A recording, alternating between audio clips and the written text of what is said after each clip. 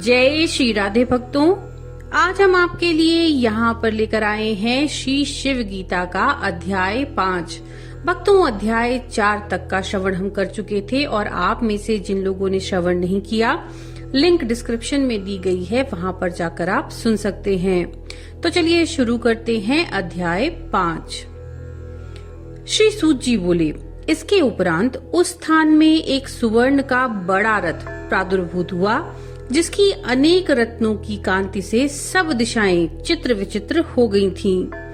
नदी के किनारे की पंख में, जिसके चारों चक्र स्थित थे, मोतियों की झालर और सैकड़ों श्वेत छत्र से युक्त, सुवर्ण के खुरमढ़े हुए 4 घोड़ों से शोभित, मोतियों की झालर और चंदोवे से शोभायमान, जिसकी ध्वजा में वृषभ का चिन्ह था, जिसके निकट एक मत्त हस्तिनी चलती थी, जिस पर रेशम की गद्दियां बिछाई गई थीं, 5 भूतों के अधिष्ठात देवताओं से शोभित, परिजात कल्प वृक्ष के फूलों की मालाओं से सज्जित, मृगनाभि से उत्पन्न हुई कस्तूरी के मद वाला कपूर और अगर धूप से उठी हुई गंध से भौरों को आकर्षण करने वाला, प्रलय काल के समान शब्दायमान अनेक प्रकार के बाजों से युक्त, वीणा वेणु मधुर बाजे और किन्नर गणों से युक्त, इस प्रकार के श्रेष्ठ रथ को देखकर वृषभ से उतर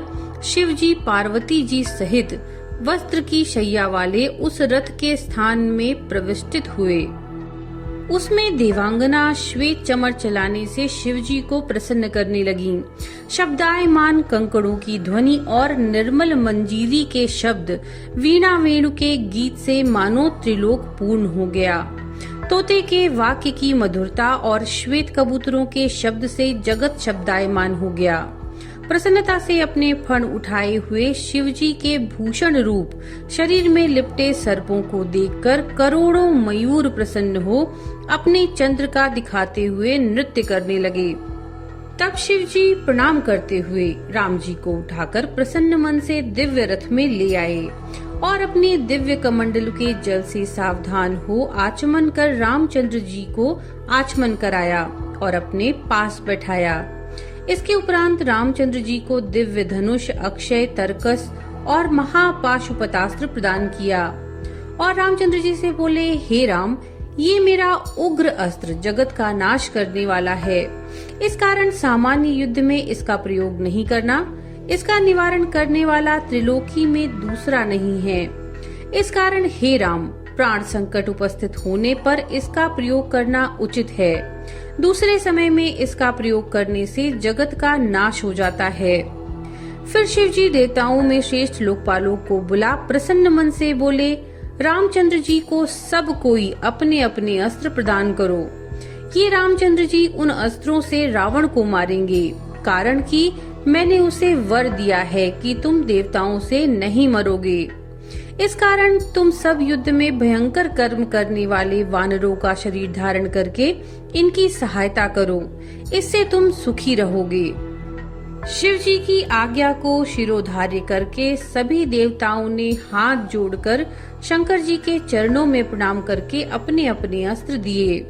विष्णु जी ने नारायणास्त्र, इंद्र ने ऐन्द्रास्त्र, ब्रह्मा जी ने ब्रह्मदंडास्त्र, अग्नि ने आग्नेयास्त्र दिया, यमराज ने याम्यास्त्र, नैत्रिक ने मोहनास्त्र, वरुण ने वरुणास्त्र, वायु ने वायव्यास्त्र, कुबेर ने सौम्यास्त्र, ईशान ने रुद्रास्त्र, सूर्य ने सौरास्त्र, चंद्रमा ने सौम्यास्त्र, विश्वे देवा ने पर्वतास्त्र, 8 वसुओं ने वासवास्त्र प्रदान किया। तब दशरथ कुमार रामचंद्र जी प्रसन्न होकर शिव जी को प्रणाम कर हाथ जोड़ खड़े हो गए और भक्ति पूर्वक बोले। रामचंद्र जी बोले, हे भगवान, मनुष्यों से तो 4 समुद्र उल्लंघन नहीं किया जाएगा और लंका दुर्ग देवताओं तथा दानवों को भी दुर्गम है और वहाँ करोड़ों बलि राक्षस रहते हैं। वे सब जितेंद्रिय वेद पाठ करने में तत्पर और आपके भक्त हैं। अनेक प्रकार की माया के जानने हारे बुद्धिमान अग्निहोत्री हैं। केवल मैं और भ्राता लक्ष्मण युद्ध में उनसे कैसे जीत सकेंगे। महादेव बोले, हे रामचंद्र, रावण और राक्षसों के मारने में विचार करने की कोई आवश्यकता नहीं, कारण कि उसका काल आ गया है। वे देवता और ब्राह्मण का दुख देने रूप अधर्म में प्रवृत्त हुए हैं।